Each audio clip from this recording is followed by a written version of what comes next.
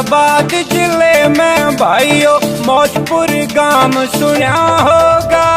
सूर्यवंशी खटीकों में अभिषेक का नाम सुना होगा। सूर्यवंशी खटीकों में अभिषेक का नाम सुना होगा। नमस्कार, बहुत बहुत स्वागत है आपका हमारे खास कार्यक्रम कलाकार में। और आज हमारे साथ मौजूद है अभिषेक सूर्यवंशी, जिन्होंने अभी अभी सिंगिंग की दुनिया में कदम रखा है। लेकिन चौंकाने वाली बात यह है कि इन्होंने इन 4 गानों में लोगों के दिलों में खास जगह बना ली है। तो आइए हम बात करते हैं अभिषेक सूर्यवंशी से। मेरे को बचपन से ही शौक है सिंगिंग का, और पर मेरे घर वाले मेरे को ना आर्मी में लगाना चाहते थे, ठीक है जी। और जैसे ही मैं आर्मी की तैयारी चल रही थी मेरी, उसके बाद लॉकडाउन हो गया। लॉकडाउन में मेरे कुछ भाइयों ने कहा कि भाई आप अपने समाज के लिए गाने बनाओ, सॉन्ग निकालो। मैंने ठीक है भाई निकाल देंगे, कोई दिक्कत नहीं है। मेरे को लगा कि हमारा समाज ना काफ़ी पीछे है, उसे आगे ले जाने के लिए मैंने सिंगिंग की दुनिया में आया। तो मैंने अपने समाज के लिए सॉन्ग निकाले, तो समाज ने काफ़ी मेरे को सपोर्ट दिया, प्यार भी दिया मेरे सॉन्ग को, और अच्छे मार्केट में चल भी रहे हैं मेरे सॉन्ग। अभी मेरे को ज़्यादा दिन नहीं, अभी 1 महीना हुआ इस चीज़ को करते करते। सर देखिए, आपको जाहिर सी बात है कि आप नए नए इस लाइन में हैं, तो आपको अपना सॉन्ग बनाने में काफ़ी दिक्कतों का सामना करना पड़ा होगा। थोड़ी फाइनेंशियल प्रॉब्लम हुई होगी, थोड़ी पेरेंट्स की सपोर्ट, फैमिली की सपोर्ट, वो सब चीज़ें भी आपने देखी होगी। तो वो सब चीज़ें आपने कैसे फेस करी और उनसे कैसे फाइट किया आप? नहीं, मेरे को राइटिंग का तो शुरू से ही शौक था। मैंने पहले भी निकाला था। जब मैं 8वीं क्लास में पढ़ता था, जब मैंने अपने पेरेंट्स से कही थी कि मैं सॉन्ग निकालना चाहता हूँ, तो उनने मेरे को वहीं के वहीं दबा दिया। वो कह रहे नहीं, ये कुछ नहीं होगा, कुछ नहीं होता इन चीज़ों से। तो उसके बाद उनने मेरे सपोर्ट नहीं किया। उनने कहा पढ़, जितना तेरे को पढ़ा जाए पढ़। फिर मैंने कुछ नहीं कहा अपना पेरेंट्स से। फिर उसके बाद मैं पढ़ाई पे ध्यान दिया अपनी पे। मैंने फिर उस 12th के बाद फिर आर्मी की तैयारी में लग गया। फिर उसके बाद पहले बताया मैंने लॉकडाउन हो गया था। फिर उसके बाद मैंने राइटिंग की, दिन रात मैंने करके कम से कम 10 से 15 गाने लिखे। उसके बाद घर वालों को लगा हाँ लड़का मेहनत कर रहा है, तो घर वालों ने मेरे को सपोर्ट दिया। और उस घर वालों की सपोर्ट से ही आज जो कुछ हूँ मैं उनकी सपोर्ट से ही हूँ।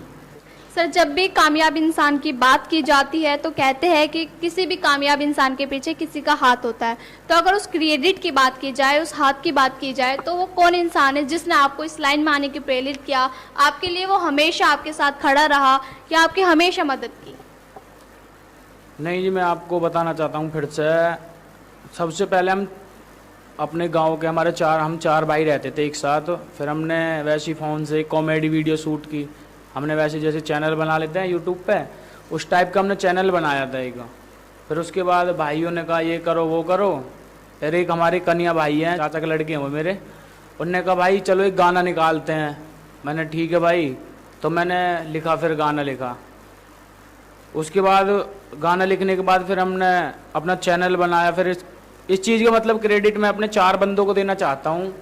एक मेरी मम्मी है, एक मेरे पापा है, एक अपने कन्या भाई हैं, और एक हमारे गुरुजी हैं आज़ाद हुड्डा जी, जिनने मेरे को सपोर्ट कर रहे हैं, अब भी सपोर्ट करते हैं वो मेरे को। सर, हम चाहेंगे कि आप अपना पहला गाना हमारे दर्शकों को ज़रूर सुनाएं, क्योंकि यही गाना है जिसने आपको एक रास्ता दिखाया, एक कामयाबी की किरण दिखाई। तो वो गाना आप हमारे दर्शकों को सुना सकते हैं? इतिहास उठा के देख लियो रही ऊंची शान हमारी शह, राजा खटवांग के जाए से हमारी सदा रही सरदार। इतिहास उठा के देख लियो, इतिहास उठा के देख लियो रही ऊंची शान हमारी से, राजा खटवांग के जाए से हमारी सदा रही सरदारी से। सब इत्तेफाक राखें से हमारे बैर और हरियारी ते, राती खटीक का यो छोरा नामी पूरे हरियाणे में, मारा 1 नंबर टब्बर का टोरा चले यारो चौकी थाने में, बदला लेके छोटे से दुनाली रहती प्यार हमारी से, इतिहास उठा के देख लियो रही ऊंची शान हमारी से, राजा खटवांग के जाए से। शब्दों की बात की जाए तो आजकल के जो सॉन्ग है उनकी भाषा जो है उसमें मर्यादा नाम की कोई चीज़ नहीं बची है, शब्दों की भावनाओं की बहुत कमी है। तो उसके बारे में आज हमारी इंडस्ट्री जिस राह पे चल रही है तो उसके बारे में आपका क्या कहना है? नहीं, ये जो हम सॉन्ग निकाल रहे हैं उसमें हमने अपनी हरियाणवी भाषा का प्रयोग कर रहे हैं उसमें भी, और ऐसे ऐसे शब्द लिख रहे हैं हम गानों में। अगर कोई भी उन शब्दों को सुने, या मतलब कोई भी यंग हो या बच्चे हो या बूढ़े हो, कोई भी हो, तो उनसे ना उनको प्रेरणा ही मिलेगी, कुछ गलत नहीं मिलेगा उनको, मतलब गलत राह पे चलने की वो नहीं मिलेगी उनको सीख, उनको अच्छा ही मिलेगा, कुछ उन्हें सीखने के लिए मिलेगा हमारे सॉन्ग से। सर, आजकल के बच्चे जो सिंगिंग लाइन में अपना करियर बनाने की सोच रहे हैं या फिर इस लाइन में लगे पड़े लेकिन उनको कामयाबी नहीं मिल रही, लोगों की सपोर्ट नहीं मिल रही, क्योंकि आपके तो 4 गाने हैं उसके बाद भी आपके पास इतनी अच्छी सपोर्ट है, लोग आपको सपोर्ट कर रहे हैं और आपकी भाषा, आपके शब्द इतने बेहतरीन है, तो उन बच्चों को आप क्या एडवाइस देना चाहोगे? देखो, मैं उन बच्चों को एडवाइस देना चाहता हूँ जी कि सबसे पहले तो अपने घर वालों से प्रेरणा लें, घर वाले क्या कहते हैं। अगर घर वाले इस चीज़ के लिए राजी हैं तो ये चीज़ करें, और वरना ना करें। नहीं, कहने को टांग खींचने के लिए दुनिया बैठी है, जब तक घर वाले सपोर्ट नहीं करते कुछ नहीं होता मार्केट के अंदर, ठीक है जी। और मेरे गानों में मेरे यूट्यूब पे नंबर है, आप जैसी भी जिसको भी कोई दिक्कत हो आप मेरे को संपर्क में ले सकते हैं, मेरे को संपर्क कर सकते हैं मेरे से, और जैसा भी मेरे को मदद होगी मैं वो करने के लिए तैयार हूँ उन भाइयों की जो इस चीज़ में आने के लिए कह रहे हैं। सर, आज का जो दौर है उसमें जातिवाद बहुत ज़्यादा मतलब अपने पैर पसार रहा है। अगर आप राजनीति की बात करें या किसी भी फील्ड की बात करें तो सबसे पहले जो चीज़ें देखी जाती है वो जातिवाद से कहीं ना कहीं संबंधित होती है। गानों की भी अगर हम बात करें तो आप एक समाज, एक विशेष वर्ग के लिए आप गाने सुन सकते हैं, जैसे कि गुज्जर का छोरा, जाटा का छोरा, इस तरह के गाने मार्केट में आ चुके हैं। लेकिन आपने एक अलग कुछ करने की कोशिश की है, आपने अपने समाज के लिए आगे आए, अपने समाज के लिए गाना आपने पेश करा है, तो उसके बारे में आप क्या कहोगे कि जो लोग जातिवाद को और अपनी सिंगिंग को, एक पैशन को, एक दोनों चीज़ों को जोड़ रहे हैं, तो उसके बारे में आपके क्या विचार है? देखो जी, आज तक हमारे समाज के लिए कोई सॉन्ग ही नहीं आया आज तक। जो चल रहे हैं जाट बना रहे हैं, गुजर बना रहे हैं, जाटअप बना रहे हैं, जिस पे जहाँ भी हम कहीं भी जाते हैं, ब्याह शादी में कहीं भी जाते हैं, तो इन सभी गानों पर मनोरंजन करते हैं हमारे समाज, ठीक है। तो हम चाहते हैं कि हम अपने समाज के लिए कुछ करें और हमारा समाज हमारे सॉन्ग पर मनोरंजन करे। कहीं भी जाओ तो सब पूछते कौन हो भाई, हम बताते हैं इस समाज से भाई, तो वो जहाँ कहते जानते नहीं, इसलिए कुछ अलग ही पहचान बनाने के लिए हम इस चीज़ को कर रहे हैं जी। सर, आपके जो गाने थे वो आप अपने समाज को आगे बढ़ाने के लिए गा रहे हैं, तो हम आपसे चाहेंगे कि आप अभी अपना रिसेंटली आपने जो सॉन्ग अभी बनाया है, लॉन्च किया है या यूट्यूब पे डाला है, तो उसकी आप 2-4 लाइनें अगर हमारे दर्शकों को सुना सके तो। देखो जी, अभी लॉकडाउन के ऊपर मैंने एक सॉन्ग तैयार किया था भोले का, वक्तों के सपने टूट गए थे, उनके बारे में सोचते हुए मैंने सॉन्ग निकाला था। सॉन्ग था ये, अरे के गलती हुई भगता पे जो रूठ के भोले, तेरे दर आने के मारे सपने टूट गए भोले।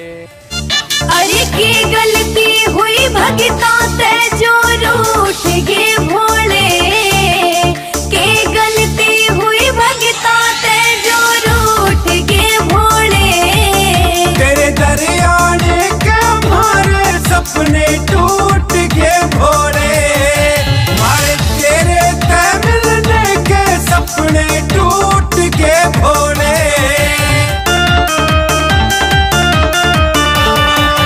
ओ हर साल घोड़े तेरी गंगा में नहावे से, तेरे ही